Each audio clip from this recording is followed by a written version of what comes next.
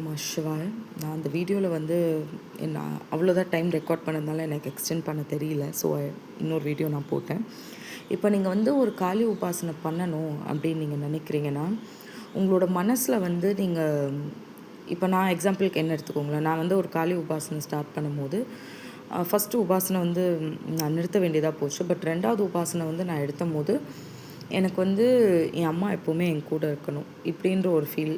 இன்னொன்று அஷ்டகர்மம் ஆப்வியஸ்லி நான் பண்ணணும். ஏன்னா நான் ஒரு புடவை பிஸ்னஸோ இல்லை நான் ஒரு 8 ஹவர்ஸ் ஜாப்க்கோ போயிட்டா அம்மா தனியாகிடுவாங்க வீட்டில்.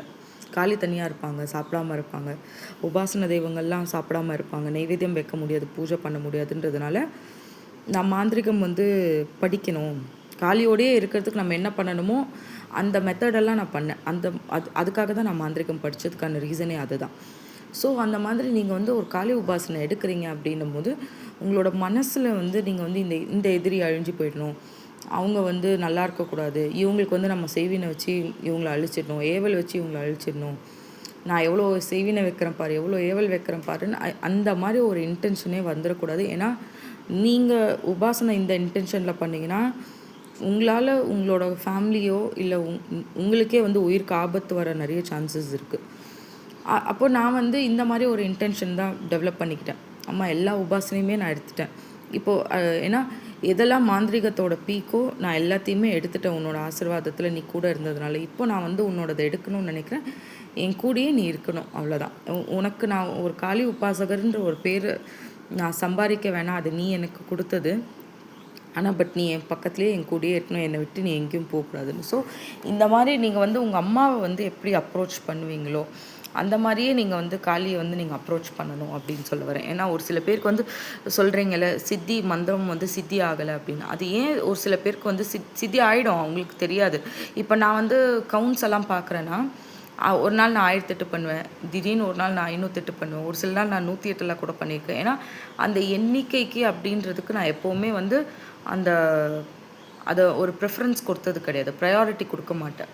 ஏன்னா என்னை பொறுத்த வரைக்கும் நான் ஒரே வாட்டி என் அம்மான்றதை விட காளிக்கிட்ட ஒரு சக்தி வாய்ந்த வார்த்தை மந்திரம் இல்லை எனக்கு தெரிஞ்சு.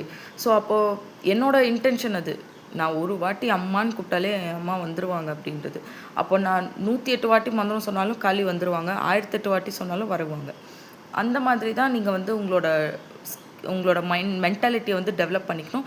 இன்னொன்று, நீங்கள் வந்து இந்த மந்திர ஜபம் கவுண்ட் பண்ணுறீங்க இல்லைங்களா, நீங்கள் கவுண்ட் பண்ணுறத நீங்கள் சாமி கும்பிட்றத இன்னொருத்தவங்க பார்க்கக்கூடாது. அது எத்தனை பேர் சொல்லியிருக்காங்க அப்படின்றது எனக்கு தெரியல.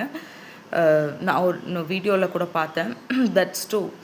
நீங்கள் வந்து ஒரு மஞ்சள் துணி எதையாவது சும்மா ஹேண்ட் கர்ச்சீஃப் அளவு கையில் வச்சுட்டு அது மேலே தான் நீங்கள் ருத்ராட்சமோ இல்லை ஸ்படிகமணி வச்சோ நீங்கள் உருட்டணும், ஓகேங்களா? ஏன்னா அந்த நீங்கள் ஜபம் பண்ணுறீங்கள, உங்களுக்குள்ளே இருக்க நெகட்டிவிட்டி கூட அதில் ஏறக்கூடாதுன்ற ஒரு விஷயமும் இருக்குது. ஏறாது, பட் அடுத்தவங்க வந்து அதை பார்க்கக்கூடாதாம்மா. ஏன்னா இல்லைனா நீங்கள் என்ன மந்திரம் சித்தி பண்ணீங்களோ அதோட மந்திர சக்தி வந்து கம்மியாகும். மந்திர திருட்டு நடக்கும்லாம் சொல்லுவாங்க மாந்திரிகத்தில். ஸோ அது இந்த மாதிரிலாம் நடக்கும். அதனால தான் அந்த துணி மேலே போட்டு மறைச்சி வேண்டுவாங்க. ஸோ அந்த மாதிரி ஒரு விஷயம் இருக்குது. அதனால் நீங்கள் வந்து ஒரு காளி உபாசனை எடுக்கிறீங்க அப்படின்னும் போது எல்லாத்த விட முக்கியமான ஒரு விஷயம் நேத்திக்கே நான் சொல்லணும் அப்படின்னு நினச்சேன். என்னென்னா, நீங்கள் வந்து இப்போது ஃபோன், எஸ்பெஷலி ஃபோன் கால்ஸ், நீங்கள் ஃபோன் அப்படின்றதே வந்து நீங்கள் ஒரு வீடியோ பார்க்குறதுக்கு, சாமி வீடியோ பார்க்குறதுக்கு, இல்லை நீங்கள் ஒரு ரிலாக்ஸேஷனுக்காக இன்றைக்கி கப்புள்ஸோட வீடியோலாம் ஜாலியாக ஃபன்னியாக பண்ணுறாங்க, அந்த மாதிரிலாம் பார்க்குறதுக்கு நீங்கள் பார்க்கலாம். ஃபோன் பார்க்கக்கூடாதுன்னு சொல்லலை. பட் ஃபோனில் நீங்கள் பேசுகிறீங்க பார்த்தீங்களா, அதை வந்து நீங்கள் கம்ப்ளீட்டாக கட் பண்ணணும். ஏன்னா நீங்கள் பேச பேச பேச உங்களோட எனர்ஜி போயிட்டே இருக்கும். நீங்கள் இப்போது உங்களோட சர்க்கிளை வந்து நீங்கள் எவ்வளோக்குள்ள கம்மி பண்ணீங்களோ, உங்கள் சர்க்கிளில் உங்கள் 2 குழந்தைங்க, இல்லை உங்கள் ஹஸ்பண்ட் ஒரு 3 பேர், இல்லை உங்கள் ஒய்ஃபு உங்கள் 2 குழந்தைங்க 3 பேர், இல்லை எக்ஸ்ட்ரா ஒரு 2 பேர், அப்படி பார்த்தா கூட 5 பேர்னு இருந்தால் அந்த சர்க்கிளை வந்து நீங்கள் தாராளமாக எடுத்துகிட்டு போகலாம். அப்போ நீங்கள் காளிக்கு உண்டான ப்ரிஃபரன்ஸ் நிறைய கொடுக்கலாம். ஏன்னா நீங்கள் நிறைய சித்தப்பா பையன், சித்தி பொண்ணு, அண்ணன், தம்பி, அப்பா, அம்மா, குழந்தைங்க இப்படியே கொடுத்துட்டே போனீங்கன்னா அந்த ஜனம் ஜாஸ்தி ஆகிட்டே தான் போகும். நீங்கள் காளிக்கிட்ட நெருங்கணும்னு நினைக்கும் போது இந்த பீப்புள் வந்து உங்களை விட மாட்டாங்க. இப்போ நான்லாம் உபாசனை ஸ்டார்ட் பண்ணுறேன்னா நான் சொல்லிடுவேன், இன்ஃபார்ம் பண்ணிடுவேன். ஒரு 2-3 ரிலேட்டிவ்ஸ் தான் நான் அவங்க கூட தான் பேசுவேன்.